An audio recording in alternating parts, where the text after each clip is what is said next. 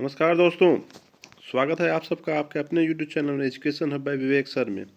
ये हमारा general studies का यानी ये सामान्य अध्ययन का ये तीसरा भाग है। ये थर्ड पार्ट है। इसमें भी हम 20 क्वेश्चन देखेंगे। जैसा कि आप सब जानते हैं, इस प्रकार के वीडियो में स्नातक स्तर पर एक राष्ट्र गौरव का पेपर होता है, उसके लिए और साथ ही साथ अन्य प्रतियोगी परीक्षाओं जैसे यूपी टेट, सी टेट, इस सब में इन्वायरमेंट का पेपर पूछा जाता है, इन्वायरमेंट का क्वेश्चन पूछे जाते हैं, उसके लिए हम बना रहे हैं। आइए देखते हैं। आज का जो पहला क्वेश्चन है, भगवान बुद्ध को ज्ञान की प्राप्ति कहाँ हुई थी? तो इसका करेक्ट ऑप्शन है ऑप्शन नंबर ए, बोध गया। बोध गया में भगवान बुद्ध को ज्ञान की प्राप्ति हुई थी। क्वेश्चन नंबर 2 है आज का, 42 है। ये तीसरा वीडियो है इसलिए 42 है। इस तरह से 20-20 क्वेश्चन का था इसलिए। आर्य समाज की स्थापना किसने की थी? इसका correct option option number A, Swami Dayanand ने। नेक्स्ट क्वेश्चन है आपका आज का थर्ड क्वेश्चन, पंजाबी भाषा की लिपि कौन सी है? इसका भी करेक्ट ऑप्शन है ऑप्शन नंबर ए, गुरुमुखी। देखिए ये क्वेश्चन जनरली नहीं जानते लोग, इसको जान लीजिए। पंजाबी भाषा की लिपि गुरुमुखी थी, है। गुरुमुखी पंजाबी भाषा की लिपि है। इंसुलिन का नेक्स्ट क्वेश्चन है, इंसुलिन का प्रयोग किस बीमारी के उपचार में होता है? इंसुलिन का प्रयोग मधुमेह बीमारी के उपचार में होता है। इसका करेक्ट ऑप्शन है option number B. Next question है, रतौंधी किस विटामिन की कमी से होता है? जिसमें ये वो बीमारी है जो रात में नहीं दिखाई देता है, कम दिखाई देता है। इसका करेक्ट ऑप्शन है option number A, vitamin A. Correct option है option number A, vitamin A. I repeat, Vasco da Gama कहाँ का रहने वाला था? तो ये हिस्ट्री का क्वेश्चन है। वास्को डिगामा पुर्तगाल का रहने वाला था। ऑप्शन नंबर डी सही है। नेक्स्ट क्वेश्चन है, ओणम किस राज्य का प्रसिद्ध त्यौहार है? ये बहुत से एग्जामों में पूछा है। ओणम केरल का त्यौहार है। ऑप्शन नंबर बी सही है, केरल का। नेक्स्ट क्वेश्चन है, दिल्ली भारत की राजधानी कब बनी? यानी when Delhi become capital of India. इसका करेक्ट ऑप्शन है ऑप्शन नंबर डी, 1911, 1911 में ये दिल्ली भारत की राजधानी बनी। नेक्स्ट क्वेश्चन है आपका, कार्बन का सर्वाधिक शुद्ध रूप कौन सा है? Purest form of carbon. इसका करेक्ट ऑप्शन है ऑप्शन नंबर बी, हीरा। यानी डायमंड को, हीरा को कार्बन का सर्वाधिक शुद्ध रूप कहा जाता है, होता है। नेक्स्ट क्वेश्चन है, भारत में रेल का प्रारंभ किस सन में हुआ? इसका करेक्ट ऑप्शन है ऑप्शन नंबर 1853 है। ऑप्शन नंबर सी, 1853 ने जब अंग्रेजों के समय में हुआ था। अगर आप लोग को याद हो तो ये जो पहली ट्रेन 1853 में चली थी, किस स्थान से किस स्थान तक चली थी, वो आप लोग नीचे कमेंट बॉक्स में ज़रूर बताइएगा। आप में से बहुत से लोगों को ये पता होगा। नेक्स्ट क्वेश्चन है, संयुक्त राष्ट्र संघ का मुख्यालय कहाँ स्थित है? तो इसका करेक्ट ऑप्शन है ऑप्शन नंबर सी, न्यूयॉर्क। यानी यूएन, यूनाइटेड नेशन इसको कहते हैं। संयुक्त राष्ट्र संघ का मुख्यालय न्यूयॉर्क में है। नेक्स्ट क्वेश्चन है, किस विटामिन की कमी से खून का रुकाव बंद नहीं होता? खून का बहाव होना चाहिए, ये गलत है। खून का बहाव, जब चोट लग जाती है, खून बहने लगता है, तो उसको बंद नहीं हो पाता है। वो खून का बहाव बंद नहीं हो पाता। किस कमी के कारण होता है? किस विटामिन की कमी के कारण? तो इसका करेक्ट ऑप्शन है ऑप्शन नंबर ए, विटामिन के की कमी के कारण जब भी चोट लगती है तो खून रुकता ही नहीं है, अपने आप नहीं रुक पाता है। नेक्स्ट क्वेश्चन है, ओलंपिक खेलों का आयोजन कितने वर्षों बाद होता है? After how many years Olympic games are organise, are held भी हो सकता था। कब हेल्ड होता, हेल्ड आप लिख सकते हैं ऑर्गेनाइज की जगह।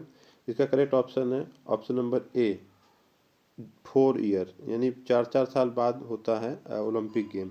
अब देखिए यहाँ एक और क्वेश्चन पूछता है, ओलंपिक गेम का जो लोगो है उसमें कितने छल्ले होते हैं? तो इसका मैंने 5 छल्ले होते हैं, ये दिखा दिया है मैंने।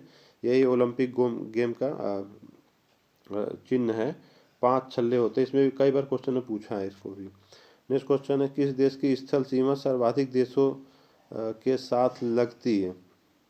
तो इसका करेक्ट ऑप्शन है ऑप्शन नंबर डी, चीन। चीन एक ऐसा देश है जिसका जो सीमा है सर्वाधिक देशों के साथ लगती है, और ये 14 देश हैं जिससे इसकी सीमा लगती है।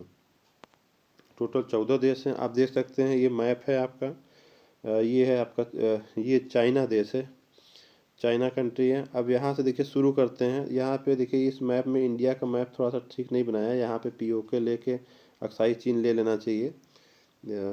फिर देखिए अब यहाँ शुरू करते हैं। सबसे पहला ये इंडिया है, फिर पाकिस्तान है, फिर अफ़गानिस्तान है, फिर उसका तजाकिस्तान देखिए ये छोटा सा है, तजाकिस्तान है, फिर किर्गिस्तान है, फिर उसके बाद कजाकिस्तान है ये, फिर मंगोलिया है, फिर उसके बाद देखिए रूस है, ये है इधर रसिया इस साइड से है मंगोलिया के बाद। फिर उसके बाद देखिए नॉर्थ कोरिया है, यहाँ पे थोड़ा सा पास पोर्शन है, नॉर्थ कोरिया यानी उत्तर कोरिया। और उसके बाद है देखिए वियतनाम, ये छोटा सा है, ये वाला पोर्शन जो हमने दिखाया वियतनाम है। उसके नीचे देखिए ये छोटा सा है लाओस है, फिर म्यांमार है इधर। फिर उसके बाद देखिए ये भूटान है, ये छोटा सा पोर्शन जो कलर में दिख रहा है भूटान है, फिर नेपाल है। इतने यानी 14 देश हैं टोटल, इसके जो बॉर्डर शेयरिंग करते हैं, बॉर्डर से टच हैं चाइना के। और सर्वाधिक सीमा चाइना से ही लगती है, सर्वाधिक देशों की सीमाएं। नेक्स्ट क्वेश्चन है देखिए, मछली किसकी सहायता से सांस लेती है? ये सब तो आप लोग बहुत लोग जानते होंगे। गलफड़ों की सहायता से, इसको गिल्स बोलते हैं। ये त्वचा से, मुंह से, नाक से नहीं लेती। कुछ लोग कन्फ्यूजन हो सकता है ऑप्शन से, लेकिन गलफड़े की सहायता से वो सांस लेती है। नेक्स्ट क्वेश्चन है, who was the first lady Muslim king? यानी निम्नलिखित में से कौन प्रथम मुस्लिम शासिका थी? तो इसका देखिए ऑप्शन सी, ऑप्शन डी में आपको कन्फ्यूजन हो सकता है, रजिया बेगम, रजिया सुल्तान। लेकिन करेक्ट ऑप्शन है option number D, Razia Sultan. Option number D सही है। नेक्स्ट क्वेश्चन है, formation of ozone is maximum over, यानी जो ओजोन गैसों का लेयर बनता है, ये इसका निर्माण अधिकतम किस क्षेत्र में होता है? तो ये जहाँ पे ठंडा प्रदेश होता है वहाँ पे ये इसका मैक्सिमम बनता है। इसका करेक्ट ऑप्शन है ऑप्शन नंबर ए, अंटार्कटिका। देखिए जो ध्रुव ध्रुव होते हैं, ध्रुव पोर्शन होता है, वहाँ पे ये ज़्यादा बनता है। ये जैसे इस मैप में आप देख सकते हैं, ये पूरा ग्लोब है, ये पूरा ग्लोब है, इसको थोड़ा सा काट के बीच में से फैला दिया गया है। ये आपका नॉर्थ पोल है, ये साउथ पोल है। तो ये अंटार्कटिका, ये साउथ पोल यहाँ पे पड़ता है, ये है आपका अंटार्कटिका। और यहाँ पे सबसे ज़्यादा ओजोन लेयर है। और ओजोन लेयर में जो छिद्र हुआ है, ये भी क्वेश्चन पूछता है कि यहाँ पे हुआ है, तो वो यहीं पे है, साउथ पोल पे ही है, यानी अंटार्कटिका में ही छिद्र हुआ है, जिससे ओजोन लेयर कमज़ोर हो गया, छेद हो गया है। और वो पराबैंगनी किरणें वगैरह पृथ्वी तक पहुँच जाती हैं, हानिकारक किरणें।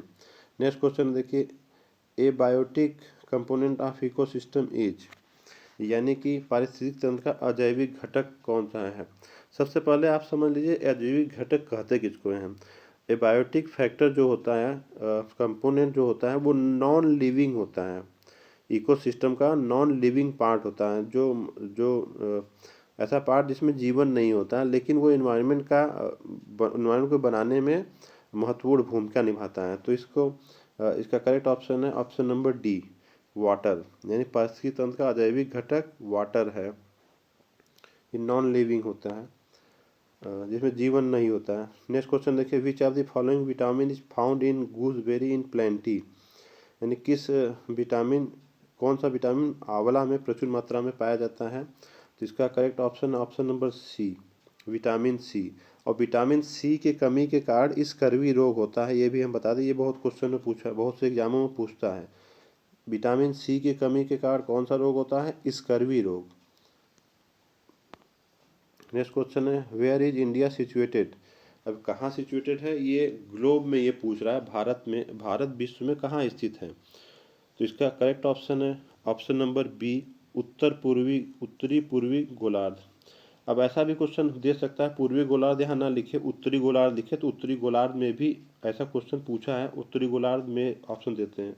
अगर ऑप्शन में सिर्फ पूर्वी गोलार्ध हो तो पूर्वी गोलार्ध भी लगाते हैं। अब ये कैसे देखते हैं, ये देखिए आप, ये आपका ग्लोब हो गया। ग्लोब आप लोग जानते हैं, पृथ्वी गोल है, इस तरह से ग्लोब में होता है, ग्लोब के फॉर्म में प्रेजेंट करते हैं। और ये जो 50% ऐसे बांट देते हैं ना, तो ये उत्तरी गोलार्ध कहलाता है, ये दक्षिणी गोलार्ध कहलाता है। 50-50% इस तरह से हॉरिजेंटली बांटेंगे, यानी क्षैतिज रूप में बांटेंगे तब।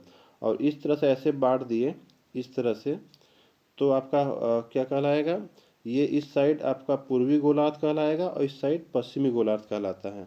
तो इंडिया कहाँ है इसमें, ये देखने वाली बात है। तो इंडिया का मैप आपको देखिए ये दिख रहा है, ये यहाँ पे दिख रहा है। आप और क्लियर हो जाएगा इसमें, देखिए ये आपको अगर 50-50% बांटे, ये यहाँ से यहाँ तक, कि उत्तरी गोलार्ध ऊपर हो गया, ये आपका इंडिया है, यानी उत्तरी गोलार्ध में हो गया। और फिर अगर इसको 50% यहाँ से बांट दिए यहाँ से, तो ये पूर्वी गोलार्ध में चला जाएगा, यानी करेक्ट ऑप्शन उत्तर पूर्वी गोलार्ध होगा। अगर ऑप्शन कुछ और भी दिया है, उत्तरी गोलार्ध या पूर्वी गोलार्ध, तो उस हिसाब से ऑप्शन लगाएंगे। ये आपका लास्ट क्वेश्चन है। आई होप आप सबको पसंद आया होगा। अगर मेरा प्रयास अच्छा लगता है और क्वेश्चन अच्छे लगते हैं तो लाइक और शेयर ज़रूर कीजिएगा। आप सभी का लास्ट तक वीडियो देखने के लिए बहुत बहुत धन्यवाद।